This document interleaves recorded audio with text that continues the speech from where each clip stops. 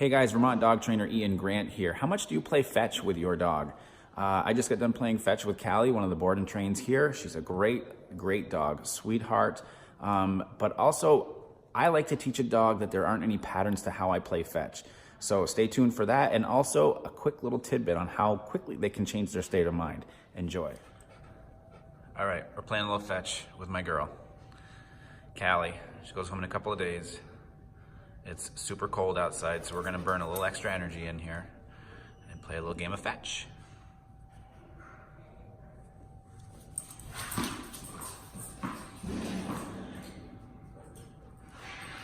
This girl is so sweet, such a sweet girl.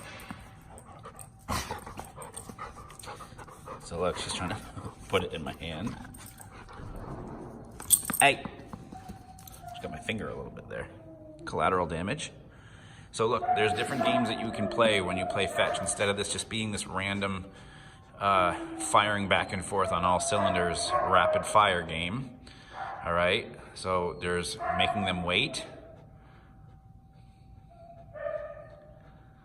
Now, I'm not looking for a relaxed state of mind here. See, my natural reaction was to pull this back, and I shouldn't have. I needed to keep it there. So she knows. See, I'm guessing that she's been taught to look at the owner instead of, which is fine. So watch if the ball moves. Not bad. That's good. See, so sometimes you can desensitize to the movement of this, and this is all still work.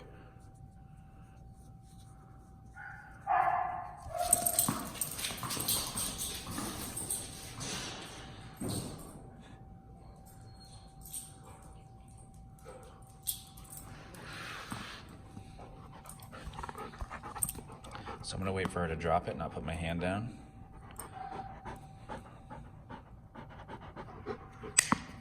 There we go, see? So she gives it to me. A. So create space while I grab it. I have it back in my hand, and then we wait a little bit. So this way you're working both the mind and the body.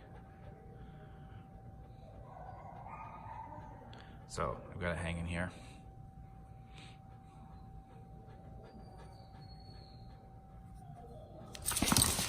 She's fast.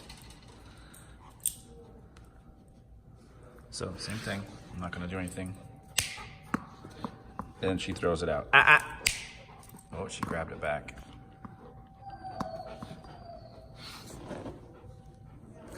And then you wait.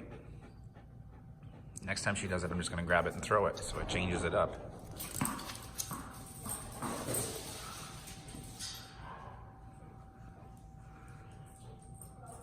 So changing up the steps of your game of fetch so that there's no pattern to it will actually work your dog a little bit more. And also a little thing about tennis balls is make sure you're not playing long term with your dog with a tennis ball, because the tennis ball can be like sandpaper on their teeth and can wear down their teeth into a certain spot. So just be careful with the amount that you're playing with a tennis ball. I brought this out and she was all about it, so she has some ball experience.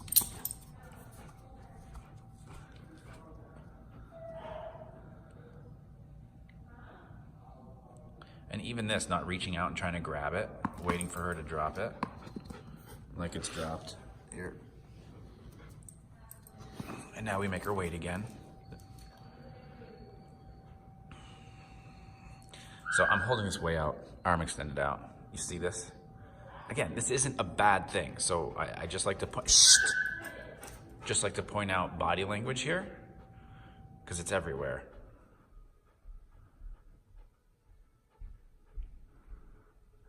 So her brain went elsewhere, so that's when I threw it.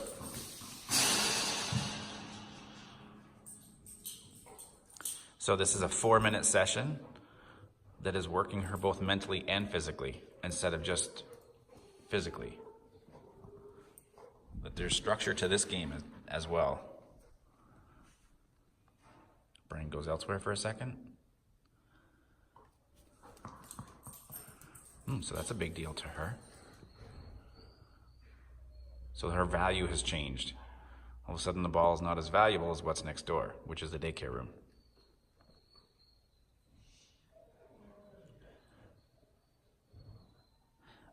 Honestly, this is where I like to study a little bit. Just like to sit back and go,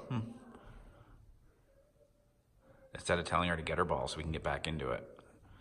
I want to see when the switch happens from when she's like not as interested over there and then more interested in the ball. See, there's a quick look, glimpse back to the ball.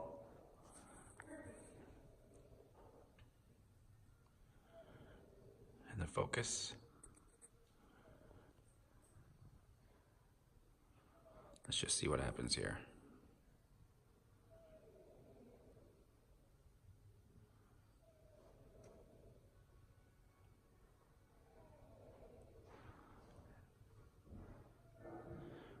Now, she's gone from panting. You guys saw, if you rewind the video, you go back to see how hard she was panting, and now her mouth is open.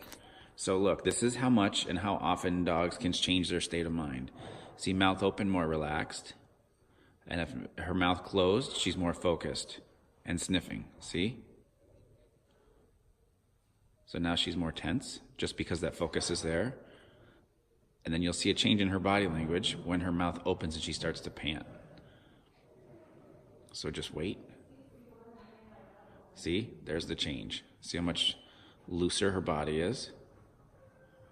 Mouth is open, listening.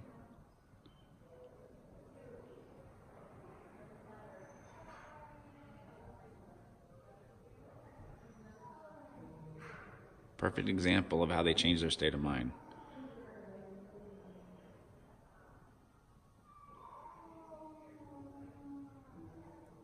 So you never know when a game of fetch turns into how to read body language. There, look at the tongue. See how far out it is? And see it just relaxing, kind of bouncing? It's a relaxed state of mind. Now the mouth is shut, more focused. Mouth open, more relaxed.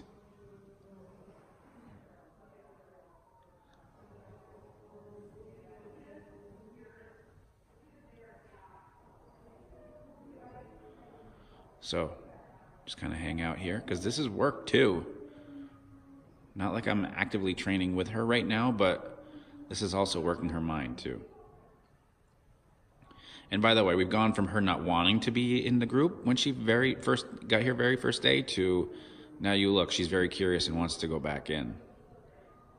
So again, look at her face, her mouth, her tongue. These are all body language signs. Nose kicks in, now there's curiosity. Oh, it's always changing. Oops, she just spied it. Let's see what happens. Still not as valuable as what's going on.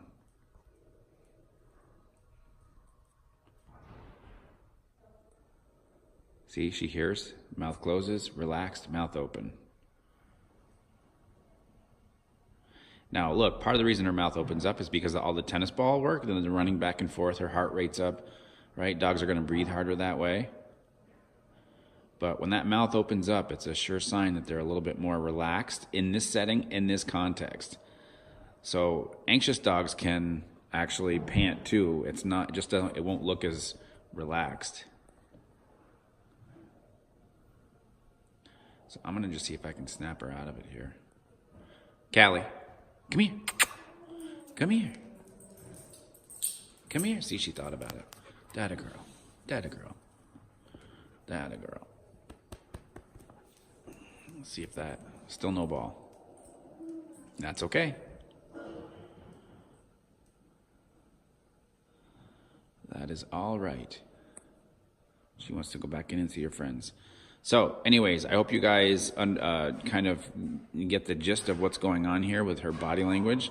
So you got two things going on here. One is the whole fetch game, is it doesn't have to be rapid fire one after the other. Change up your pattern so she doesn't know what to expect, or he. And then body language here. See how quickly they change states of mind. It happens very quickly, and that's okay. It's dogs. So there's nothing detrimental about it if your dog does it. So anyways, I am glad you guys get to see this. Very cool stuff.